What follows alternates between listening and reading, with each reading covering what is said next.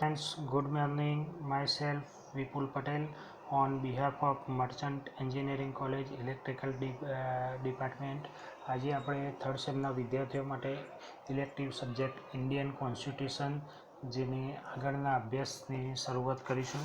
બરાબર, તો આજનો આપણો ટૉપિક છે મિનિંગ ઓફ કોન્સ્ટિટ્યુશન, એટલે બંધારણનો મતલબ, બંધારણનો અર્થ અને બંધારણનો ઇતિહાસ, કે ઇતિહાસના કયા પોઈન્ટ ઓફ વ્યૂથી બંધારણ ઘડવામાં આવ્યું છે, ઇતિહાસમાં કયો કયો રેફરન્સ લેવામાં આવે છે, તો એ બધાની શરૂઆત કરીશું. ઓકે, તો પહેલું આપણું ટૉપિક છે બંધારણનો મતલબ. તો કોન્સ્ટિટ્યુટ એ લેટિન શબ્દ કોન્સ્ટિટ્યુઅર કોન્સ્ટિટ્યુઅર લેટિન શબ્દ સ્થાપવું એના ઉપરથી લેવામાં આવે છે. તો કોન્સ્ટિટ્યુટ એટલે મતલબ એસ્ટાબ્લિશ કરવું, ટુ બી એસ્ટાબ્લિશ્ડ. તો એ લેટિન શબ્દ કોન્સ્ટિટ્યુઅર ઉપરથી એ લેવામાં આવે છે. બંધારણ એક કાયદાકીય મૌલિક દસ્તાવેજ છે. કાયદાકીય મૌલિક એટલે મોઢાથી બોલીને લખેલો એક દસ્તાવેજ છે. બંધારણના મૂળ બે પ્રકાર હોય વિશ્વમાં. જે કોઈ પણ બધા બંધારણ છે બધા મેઇનલી બે ટાઈપ્સના હોય, તો લેખિત અને અલિખિત બંને.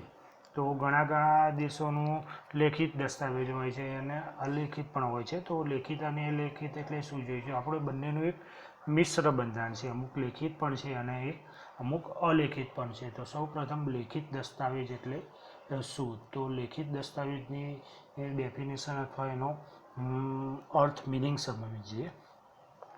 એક જ દસ્તાવેજમાં સંગ્રહિત કરેલા દેશની રાજ્ય વ્યવસ્થા માટે પાયાના નિયમો અને સિદ્ધાંતો.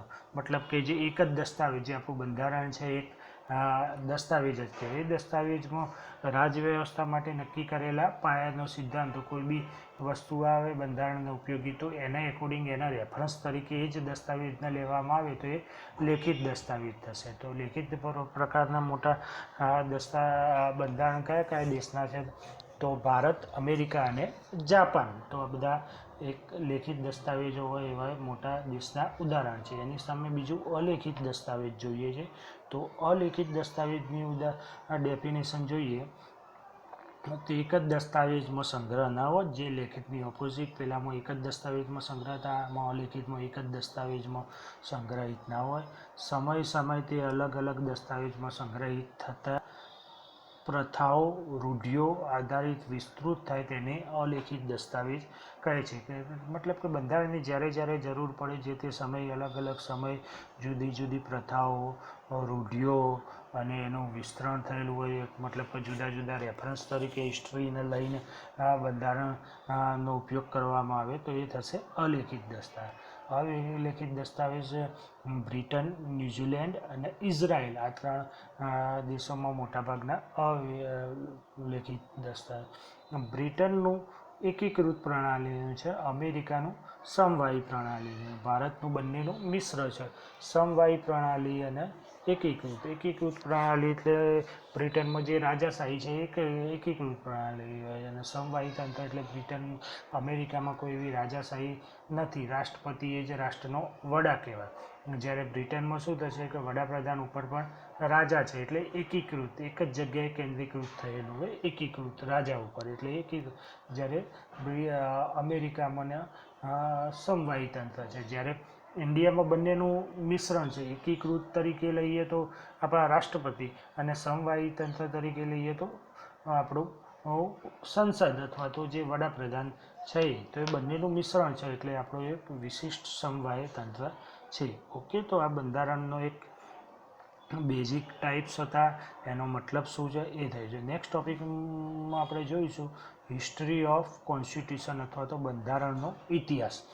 આપણું બંધારણ ઘડવામાં આવ્યું તો ઇતિહાસના કયા રેફરન્સો લેવામાં આવ્યા છે. ભારત ગુલામ હતું આપણું, એ વખતે બે તબક્કામાં વહેંચાયેલું હતું. એક કંપની શાસન અને બ્રિટિશ તાજનું શાસન. કંપની શાસન એટલે જે ઈસ્ટ ઇન્ડિયા કંપની સ્થાપિત એ ભારતના એના કર્મચારીઓ જે કામ કરતા હતા એના એકોર્ડિંગ ચાલતું એ કંપની શાસન. પછી 1857માં જ્યારે વિપ્લવ થયો એના પછી કંપની શાસન જતું રહ્યું અને બ્રિટિશ તાજ હેઠળ આપણે ગુલામ બની ગયા. બ્રિટિશ તાજ હેઠળ એટલે બ્રિટનના જે મહારાણી અથવા તેના રાજા હોય એ ડાયરેક્ટલી આપણા ઇન્ડિયાને અથવા ગુલામ દેશને શાસન કરે તો એ થશે તાજનું શાસન. એ 1858થી 1947 આઝાદ થયા ત્યાં સુધી હતું અને કંપનીનું શાસન હતું 1773થી 1859 જે વિપ્લવ પછી.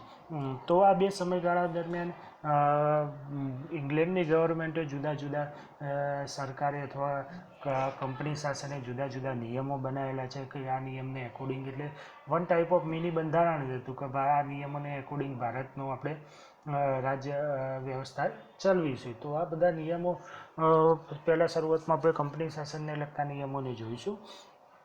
તો એમાં પહેલો છે નિયામક ધારો 1773 અથવા રેગ્યુલેટિંગ એક્ટ 1773. તો આ જુદા જુદા નિયમોમાં શું વ્યવસ્થા કરેલી એમાં મેજર ડિફરન્સ ઇંગ્લેન્ડે શું કરેલું એ આપણે જોઈશું. તો 1773ના નિયામક ધારામાં શું થયું કે એક તો ભારત માટે સુપ્રીમ કોર્ટની સ્થાપના કરવામાં આવી કલકત્તામાં. જે અત્યારે આપણે સુપ્રીમ કોર્ટ દિલ્હીમાં છે એ રીતે સૌપ્રથમ 1774માં કલકત્તામાં સ્થાપવામાં આવી, જેના મુખ્ય ન્યાયાધીશ અથવા પહેલા ન્યાયાધીશ હતા સર એલિઝા ઇમ્પે. બરાબર. બીજું એમાં શું વ્યવસ્થા, બ્રિટિશ સરકારે પોતે જ ભારતીય વહીવટી ક્ષેત્રે પ્રવેશ કર્યો એટલે સરકાર ડાયરેક્ટલી આવી જાય. કંપનીના કર્મચારીઓને ભેટ સોગાદો લેવાની મનાઈ ફરવામાં આવી.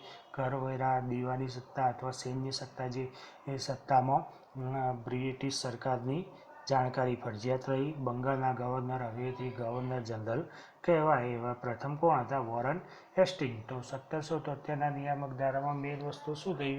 એક તો સુપ્રીમ કોર્ટની સ્થાપના થઈ અને બીજું બંગાળના ગવર્નર જનરલ કહેવાય જે પ્રથમ હતા વોરન હેસ્ટિંગ. બીજો છે નિયામક ધારો અથવા સુધારો એક્ટ 1781 અથવા એક્ટ ઓફ એન્ડિંગમિંગ 1781. એમાં શું થયું? કંપનીના અધિકારીઓને ભારતમાં કરેલી કાર્યો માટે ભારતની સુપ્રીમ કોર્ટ જવાબદાર રહેશે નહીં. એટલે કંપનીના અધિકારીઓ જે પણ કોઈ સારું ખોટું કામ કરે છે એના માટે એમને ભારતની સુપ્રીમ કોર્ટ કોઈ દખલઅંદાજી કરી શકે નહીં. કાયદાના નિર્માણ સમયે ભારતમાં સામાજિક ધાર્મિક રીત રિવાજોને ધ્યાનમાં રાખવામાં આવે. એટલે જે કાયદો બનાવે એમાં ભારત માટે શું થયું કે જે ભારત સરકારના જે નિયમો છે ભારતની પ્રજા ખરી એમના સામાજિક અને ધાર્મિક નિયમોને ધ્યાનમાં રાખીને એમને કોઈ ધાર્મિક લાગણીઓ દુભાઈ ના એ રીતે રાજ્ય વ્યવસ્થા કરવી.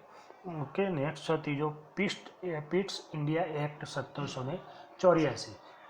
શા માટે એને પિટ્સ ઇન્ડિયા એક્ટ કહેવામાં આવ્યું? તે સમયે બ્રિટિશના ગવર્નર હતા પીટ ધ યંગર. એમને આ નિયમ બનાવેલો હતો, આ ધારો બનાવ્યો હતો એટલે એને પિટ્સ ઇન્ડિયા એક્ટ 1784 તરીકે ડિફાઇન કરવામાં આવ્યું. તો એમાં શું થયું કે વોરેન હેસ્ટિંગની સામ્રાજ્યવાદી નીતિને કારણે કંપની અને સંસદ વચ્ચે મતભેદ થયો. વોરેન હેસ્ટિંગ થોડો સામ્રાજ્યવાદી હતો એટલે કંપની અને સંસદ વચ્ચે મતભેદ થયો એટલે એમને બોર્ડ ઓફ કાઉન્સિલની રચના કરી. મદ્રાસ, મુંબઈ સંપૂર્ણપણે બંગાળને આધીન કંપનીના પ્રદેશો સૌપ્રથમ બ્રિટિશ અધિકૃત થયા. એટલે બંગાળ તો હતો જ, એના પછી મદ્રાસ અને મુંબઈ પણ એડ થયું. દેશી રાજાઓ સાથે યુદ્ધ કે સંધિ કરવી હોય તો પહેલાં કંપનીના ડાયરેક્ટરને પૂછવું જરૂરી છે. ભારતમાં અંગ્રેજ અધિકારીઓ પર કેસ ચલાવવા માટે ઇંગ્લેન્ડમાં સુપ્રીમ કોર્ટની સ્થાપના કરવામાં આવી. એટલે ભારતની કોર્ટ કોઈ દખલઅંદાજી નહીં કરે, ઇંગ્લેન્ડની કોર્ટમાં છે. એના પછી તરત જ બીજા વર્ષે એન્ડેડમેન્ટ એક્ટ 1786 આવ્યો, જેમાં હતું ગવર્નર જનરલને મુખ્ય સેનાપતિની બધી મિલિટરી સત્તાઓ પ્રદાન કરવામાં આવી. જેમ તે રાષ્ટ્રપતિ જોડે બધી મિલિટરી સત્તાઓ છે. ગવર્નર જનરલને પરિષદ રદ અને લાગુ કરવાની સત્તા મળવામાં આવી. એટલે જે કાઉન્સિલ હતી એને ચાલુ રાખવી બંધ કરવી એ સત્તા ગવર્નર જનરલ. પછી ચાર્ટર એક્ટ 1793માં જે ચાર્ટર એક્ટ આવ્યો એમાં શું હતું? બીઓસીના સભ્યો અને અન્ય કર્મચારીઓને જે પગાર ખરા એ ભારતના તિજોરીમાંથી અથવા ભારતના બજેટમાંથી આપવામાં આવે. અત્યાર સુધી ઇંગ્લેન્ડના બજેટમાંથી આપવામાં આવતું હવે ભારતમાંથી. ઈસ્ટ ઇન્ડિયા કંપનીની ભારતીય વેપાર માટે ઇજારાશાહી 20 વર્ષ વધારવામાં આવી. એટલે કે વેપાર માટે એમને 20 વર્ષની વધુ પરમિશન આપવામાં આવી. ગવર્નર જનરલ અને પરિષદના સભ્ય બનવા માટે ભારતમાં 12 વર્ષનો અનુભવ. એટલે અત્યાર સુધી શું હતું કે ડાયરેક્ટ ઇંગ્લેન્ડમાંથી કોઈ બી આવવાને ગવર્નર જનરલ બની જતો હતો, પણ એવું ના ચાલે, કારણ કે કોઈ ભારતમાં રહેલો જ ના હોય, એટલે એને ભારતનું કોઈ ભૌગોલિક કે બીજું સામાજિક કંઈ ખ્યાલ ના હોય, એટલે આ માટે એક નિયમ બનાવ્યો કે 12 વર્ષ સુધી જે ભારતમાં ઓન ફિલ્ડ કામ કરેલું એવા જ લોકોને આપણે ગવર્નર જનરલ બનાવી શકીએ. ઓકે, એના પછી ચાર્ટર એક્ટ 1833. હવે શું થયું, 1793ના એક્ટ પછી હવે દર 20 વર્ષે ચાર્ટર એક્ટ બનાવીશું. તો 1793 પછી 1813માં આવ્યો ચાર્ટર એક્ટ. કંપનીને ભારતમાં વેપાર કરવાનો અધિકાર સમાપ્ત, પરંતુ ચા અને ચીન માં વેપાર કરવાની 20 વર્ષની પરવાનગી. એટલે ભારતમાં વેપાર કરવાની પરવાનગી રદ થઈ અને ચા અને ચીનમાં વેપાર કરવા માટે 20 વર્ષની પરવાનગી. તે ઉપરાંત એમને અત્યારે સામાજિક અને આર્થિક ક્ષેત્રે પણ સંકલન નક્કી કર્યું. એ માટે એમને પોતાનો જે ખ્રિસ્તી ધર્મ છે એનો પણ પ્રચાર કરવાનું ચાલુ કર્યું. કંપનીને બીજી 20 વર્ષ સુધીની ભારતમાં કર ઉઘરાવવાની સત્તા આપી દીધી. ઓકે, એના પછી નેક્સ્ટ આવે છે ચાર્ટર એક્ટ 1833. 1813 પછી 20 વર્ષે ચાર્ટર એક્ટ 1833માં આવ્યો. તો એમાં શું નક્કી કંપનીના ચીન સાથે વેપારની ઇજારાશાહી બંધ. એટલે ચીન જોડે જે એક ધારો વેપાર ઇજારાશાહી હતી એ બંધ કરવામાં આવી. ભારતીય પ્રદેશોમાં યુરોપના લોકો માટે રહેઠાણ, ધંધા, ઉદ્યોગ અને અન્ય નિયંત્રણો હટાવી લેવામાં આવ્યા. યુરોપના લોકો માટે ભારતમાં જે વેપાર ધંધા અને અન્ય નિયંત્રણો હતા એ હટાવી લીધા. એ ગમે ત્યારે ભારતમાં કોઈ બી જગ્યાએ વેપાર ધંધો કરી શકે છે. અત્યાર સુધી કંપની જ કરતી હતી, પણ હવે ત્યાંના લોકો પણ કરી શકે છે. પછી એક કાયદા પંચની સ્થાપના કરવામાં આવી. કે આ 1833ના એક્ટમાં મુખ્ય વસ્તુ છે કાયદા પંચની સ્થાપના કરવામાં. અત્યારે આપણું જે ઇન્ડિયન પિનલ કોડ અથવા આઈપીસી છે એ શેના એકોર્ડિંગ છે, કાયદા પંચના એકોર્ડિંગ. તો કાયદા પંચની સ્થાપના કરવાનું ખાલી અત્યારે સ્થાપના થઈ નથી, ખાલી 1833ના એક્ટમાં કહેવામાં આવ્યું કે આવનારા સમયમાં ભારતમાં ઇન્ડિયન પિનલ કોડને એકોર્ડિંગ કાયદા પંચ બનાવવામાં આવશે. એ આગળ કઈ સમિતિના લીધે બન્યું એ બધું આગળ આપણે જોતા રહીશું. ઓકે, દાસ પ્રથાની સમાપ્તિ કરવામાં આવી. અંગ્રેજોનો પરવાનગી વગર ભારત આવવાની, રહેવાની અને જમીન ખરીદવાની છૂટ આપવામાં આવી.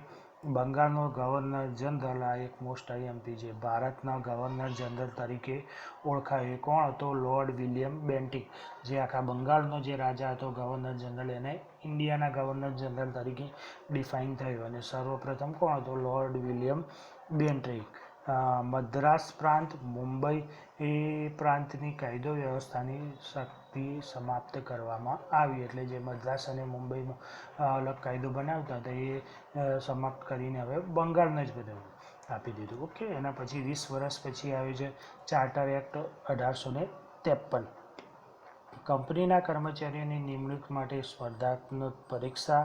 એટલે અત્યાર સુધી કંપનીના કર્મચારીઓને જેમ બ્રિટિશ સરકાર મોકલી દેતી એ રીતે ભરતી હતી એ બંધ કરી દેતા અને એમને ક્વોલિફિકેશન અને સ્પર્ધાત્મક પરીક્ષાઓ થ્રુ જ ભરતી કરવામાં આવી. કંપનીને ભારતીય પ્રદેશોને જ્યાં સુધી સંસદ ઈચ્છે ત્યાં સુધી પોતે આધીન રાખવાની છૂટ. એટલે ઇંગ્લેન્ડની સંસદ જ્યાં સુધી રહે ત્યાં સુધી ભારતમાં એમને રાજ કરવાની છૂટ આપવામાં. ઓકે, તો 1800 આ બધા એક્ટમાં થોડું જે ઇમ્પોર્ટન્ટ છે આપણે યાદ રાખવાનું છે. બાકી તો બધું કંઈ એવું ડીપમાં એક્ઝામમાં પૂછા નથી. તો આ એક 1853ના એક્ટ સુધી થઈ ગયું. એના પછી 1857નો વિપ્લવ આવે છે. વિપ્લવ આવે છે એના લીધે બહુ મોટી હિલચાલો દેશમાં અંગ્રેજ સલ્તનતના અથવા કંપની શાસનના પાયા હચમચી જાય છે.